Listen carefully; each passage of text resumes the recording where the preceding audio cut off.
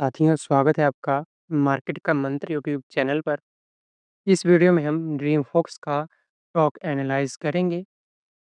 आपने देखा होगा कि ड्रीमफ़ोक्स का जो स्टॉक है वो बहुत लंबे समय से डाउन जा रहा है।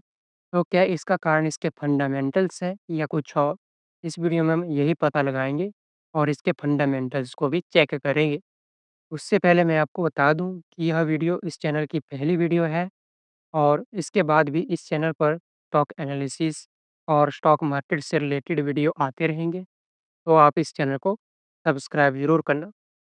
चलिए बात करते हैं ड्रीमफ़ोक्स के बारे में। सबसे पहले हम जानते हैं कि इस कंपनी की शुरुआत कब हुई और ये कंपनी करती क्या है?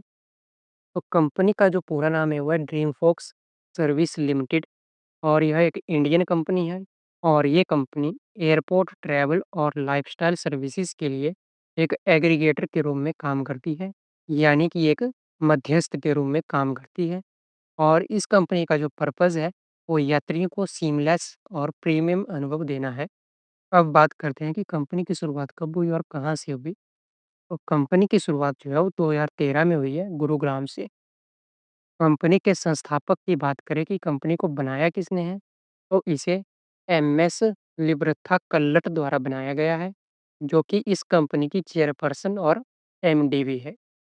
इसी के साथ अगर बात करें इसके मार्केट पोजीशन की, तो ये कंपनी जो है भारत के डोमेस्टिक लाउंज एक्सेस मार्केट का लगभग 90% जो हिस्सा है उसको होल्ड करती है। यानी कि 90% जो मार्केट शेयर है वो इस कंपनी के पास है।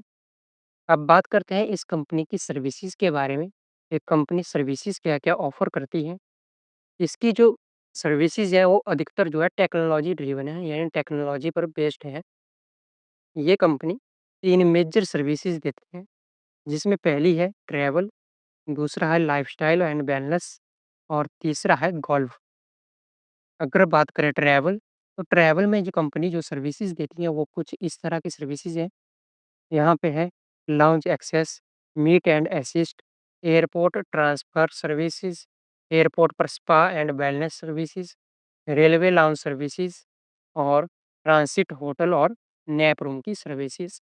वहीं पर लाइफ़स्टाइल एंड वेलनेस में कंपनी जो है spa services, oral gifting, health care और ब्यूटी ग्रूमिंग की सर्विस देती है। ब्यूटी ग्रूमिंग में कंपनी के पास लगभग 200 बुटीक हैं और इसी के साथ कंपनी के पास गोल्फ कोर्स भी हैं, जिसमें 600 गोल्फ कोर्स है, जो कि भारत में है और कुछ विदेश में है। तो ये थी कंपनी की सर्विसेज़। इनमें जो कंपनी की सबसे मेजर सर्विस है, वो है लाउंज एक्सेस सर्विस, जो एयरपोर्ट पर देती है ये कंपनी। चलिए अब बात करते हैं इस कंपनी के कुछ क्लाइंट्स के बारे में। यहाँ पे आपको जो भी ब्रांड दिख रहे हैं, ये सारे इस कंपनी के क्लाइंट्स हैं। इसके मेजर क्लाइंट जो है बैंक्स है, जैसा आप यहाँ पे देख भी सकते हैं। चलिए अब बात करते हैं इस कंपनी के रेवेन्यू सोर्सेज़ के बारे में। तो इस कंपनी के जो रेवेन्यू सोर्सेज़ हैं, उसमें जो सबसे मेन और इम्पोर्टेंट रेवेन्यू सोर्स है, वो है हमारा एयरपोर्ट लाउंज एक्सेस सर्विसेज़। इससे जो है कंपनी को 85 टू 90% जो है रेवेन्यू मिलता है। इसके अलावा कंपनी की एयरपोर्ट पर नॉन लाउंज सर्विसेज़ भी हैं, जिसमें स्पा हो गया, गोल्फ एयरपोर्ट ट्रांसफ़र हो गया, इस तरह की सर्विसेज़ हैं। इनसे जो है कंपनी को 5 से 10% का रेवेन्यू मिलता है और इसके अलावा रेलवे और लाउंज एक्सेस से भी कंपनी को रेवेन्यू मिलता है 1 से 2% का। इसके अलावा कंपनी की कुछ और भी छोटी-छोटी सर्विसेज़ हैं, जिनसे कंपनी को 3 से 4% का जो है रेवेन्यू मिलता है। चलिए अब बात करते हैं कंपनी की मार्केट समरी के बारे में। तो ये मार्केट समरी जो है कंपनी की 11 जुलाई की है, 1 बजकर 53 मिनट के आसपास की। उसमें कंपनी का जो प्राइस चल रहा था वो था 159.80 पैसे और आप ग्राफ में भी देख रहे होंगे कि कंपनी जो है लगातार नीचे की तरफ जा रही है। कंपनी जो है पिछले 1 साल में लगभग 66.59% जो है वो नीचे जा चुकी है।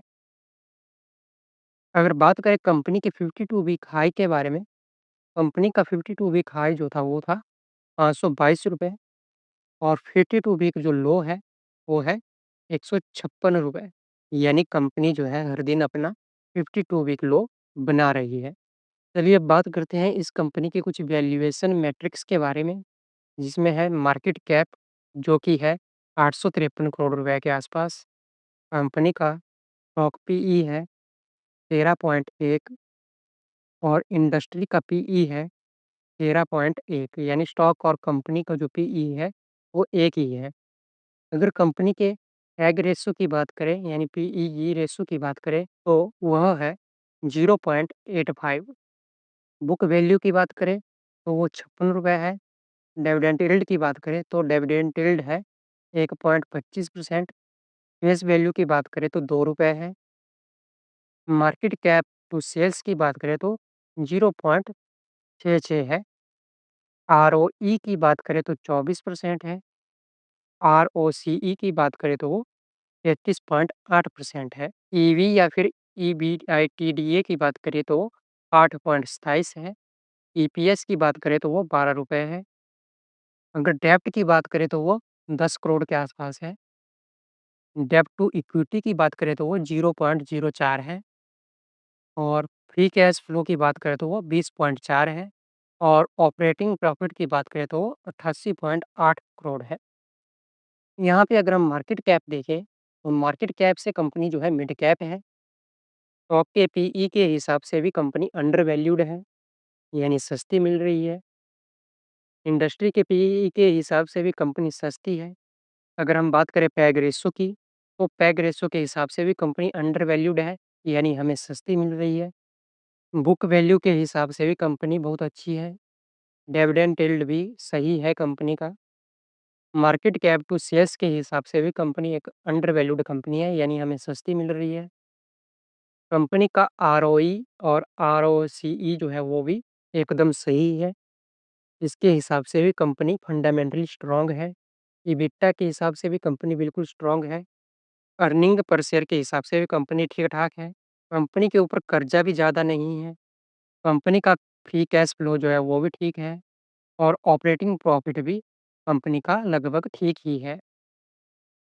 तो इसी हिसाब से कंपनी जो है फंडामेंटली स्ट्रॉन्ग नज़र आती है। अगर बात करें कंपनी के पीयर कंपैरिज़न के बारे में, तो कंपनी का मेन जो बिज़नेस है, वो है एयरपोर्ट पर लाउंज सर्विसेज़ देना और इसमें एक और कंपनी है जो एयरपोर्ट पर लाउंज सर्विसेज़ देती है, वो है जीएमआर एयरपोर्ट्स। तो जीएमआर एयरपोर्ट्स की तुलना में भी अगर हम देखें यहाँ पे, तो कंपनी का जो करंट मार्केट प्राइस है वो ₹160 है, जबकि जीएमआर का ₹90 है। जीएमआर का पीई नहीं है, क्योंकि जीएमआर लाउंज सर्विसेज़ के अलावा भी और सर्विसेज़ देती है। अगर मार्केट कैप देखें, तो जीएमआर का मार्केट कैप जो है वो ड्रीमफ़ोक्स से कहीं ज़्यादा है। डिविडेंड यील्ड जो है वो ड्रीमफ़ोक्स की ज़्यादा है। अगर हम नेट प्रॉफ़िट की बात करें, तो नेट प्रॉफ़िट जो जीएमआर का है वो -256.66 करोड़ है। वहीं पर ड्रीमफ़ोक्स का जो है 14.93 करोड़ है।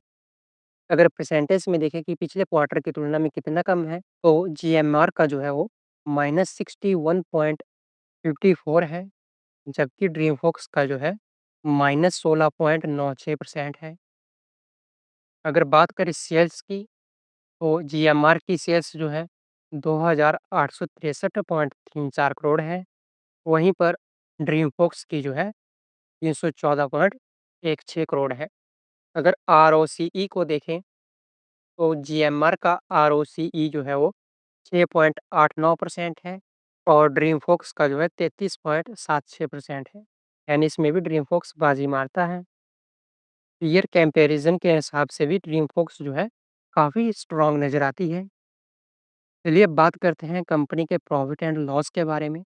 कंपनी की जो सेल्स हैं वो 2019 के बाद लगातार बढ़ ही रही है, आप यहाँ पे देख सकते हैं। 2019 में 248 करोड़ की थी, जो कि 2025 में 1292 करोड़ की हो गई है। अगर आप यहाँ एक्सपेंसेस देखें, तो कंपनी के एक्सपेंसेस यानी खर्चे जो हैं वो भी बढ़ रहे हैं, क्योंकि जैसे-जैसे सेल्स बढ़ती है तो वैसे-वैसे खर्चे भी बढ़ते जाते हैं। अगर बात करें ऑपरेटिंग प्रॉफ़िट की, तो कंपनी का ऑपरेटिंग जो प्रॉफ़िट है वो भी लगातार बढ़ रहा है। 2019 में जो था 23 करोड़ था और 2025 में 89 करोड़ हो जाता है। अगर हम बात करें कंपनी के नेट प्रॉफ़िट की, तो कंपनी का नेट प्रॉफ़िट जो है वो 2019 में 15 करोड़ था, जो कि 2025 में 65 करोड़ हो गया है। आप यहाँ बीच में देख रहे होंगे कि यहाँ पे -1 करोड़ है। तो इस समय जो है कोविड का समय था, जिससे सभी कंपनियों पर प्रभाव पड़ा और इस कंपनी पर भी कोविड का प्रभाव पड़ा, जिससे इसका जो प्रॉफ़िट है वो -1 करोड़ हुआ है इस समय। अगर बात करें अर्निंग पर शेयर की, तो 2019 में कंपनी पर शेयर जो है 32.15 रुपए कमा रही थी और वहीं पर कंपनी 2025 में 12.28 रुपए प्रति शेयर कमा रही है। चलिए अब आगे देखते हैं कंपनी की compounded sale growth, return on equity और कंपाउंडेड प्रॉफिट को। तो कंपनी की जो कंपाउंडेड सेल ग्रोथ है वो पिछले 5 सालों में 29% है और पिछले 3 सालों में 66% है और पिछले 1 साल में जो है लगभग 14% है। अगर बात करें रिटर्न ऑन इक्विटी की, तो वो पिछले 5 सालों में 30% है और पिछले 3 सालों में 35% और पिछले 1 साल में 24% है। वहीं पर बात करें कंपाउंडेड प्रॉफिट के बारे में, तो कंपनी का जो कंपाउंडेड प्रॉफिट है वो पिछले 5 सालों में 15% है और पिछले 3 सालों में 62% और पिछले 1 साल में कम होकर ये -5% हो चुका है। चलिए अब आगे देखते हैं कंपनी की बैलेंस शीट। तो यहाँ पे आप देख सकते हैं कि कंपनी की जो इक्विटी कैपिटल है, वह 2019 में 5 करोड़ थी, जो कि 2025 में 11 करोड़ हो चुकी है। अगर बात रिज़र्व की करें कि कंपनी के पास रिज़र्व में कितने पैसे हैं, तो 2019 में 29 करोड़ थे, जो कि 2025 में 290 करोड़ हो चुके हैं। अगर कंपनी की बोरिंग के बारे में बात करें कि कंपनी के पास कितनी उधारी है या कितना कर्ज कंपनी ने ले रखा है, तो 2019 में था 2 करोड़ का और 2025 में हो चुका है 11 करोड़ का। अगर कंपनी की अदर लायबिलिटीज़ को देखें, वो 2019 में थी 53 करोड़ की, जो कि 2025 में हो चुकी है 187 करोड़ की। अगर बात करें टोटल लायबिलिटी की, तो 2019 में थी 89 करोड़, जो कि 2025 में हो चुकी है 499 करोड़ की। अगर बात करें कंपनी के फिक्स्ड एसेट्स के बारे में, वो 2019 में 4 करोड़ रुपए के थे, जो कि 2023 में 14 करोड़ के हो गए और 2024 में घटकर 12 करोड़ रुपए के रह गए और 2025 में वो 16 करोड़ के हो गए हैं। इसी के साथ अगर कंपनी के टोटल एसेट्स के बारे में बात करें, तो वो 2019 में 89 करोड़ के थे, 2020 में 138 करोड़ के हुए, 2021 में 123 करोड़ के थे, 2022 में 169 करोड़ के हुए, 2023 में 323 करोड़ के और 2024 में बढ़कर 419 करोड़ के हुए और 2025 में लगभग 500 करोड़ के पास पहुँच चुके हैं।